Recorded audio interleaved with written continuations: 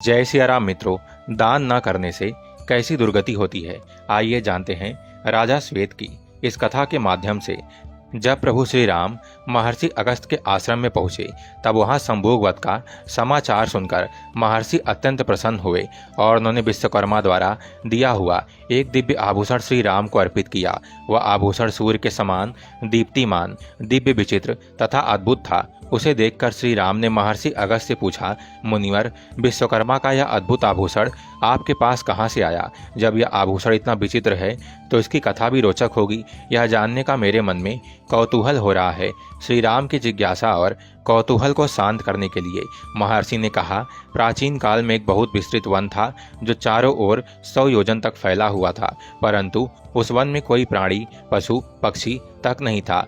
उसमें एक मनोहर सरोवर भी था।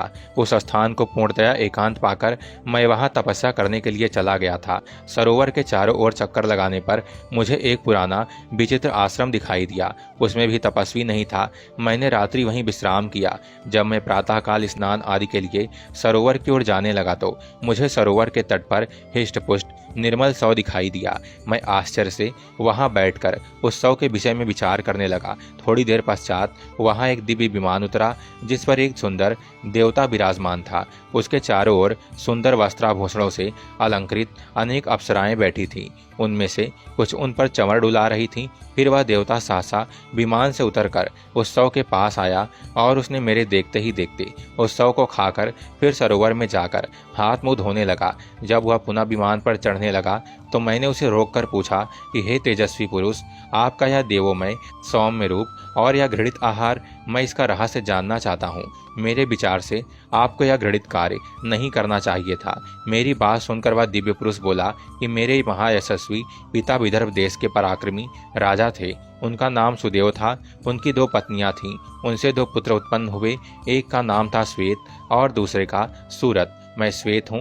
पिता की मृत्यु के बाद मैं राजा बना और धर्म अनुकूल राज्य करने लगा। एक दिन मुझे अपनी मृत्यु की तिथि का पता चल गया। सूरत को राज्य देकर इसी वन में तपस्या करने के लिए चला आया। दीर्घ काल तक तपस्या करके मैं ब्रह्मलोक को प्राप्त हुआ, परंतु अपनी भूख प्यास पर विजय प्राप्त ना कर सका।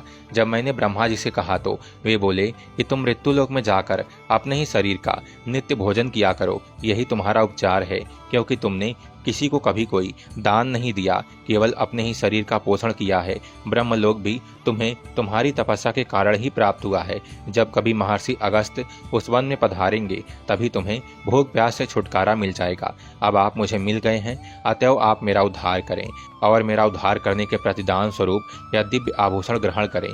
यह आभूषण दिव्य वस्त्र, स्वर्ण, धन आदि देने वाला है।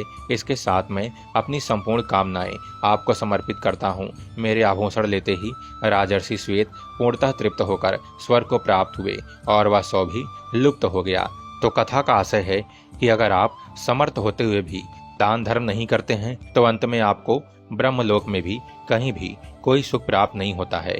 अंत में बड़ी दुर्दशा होती है। इसलिए अगर आप समर्थ हैं तो आप दान धर्म अवश्य करें। जय श्री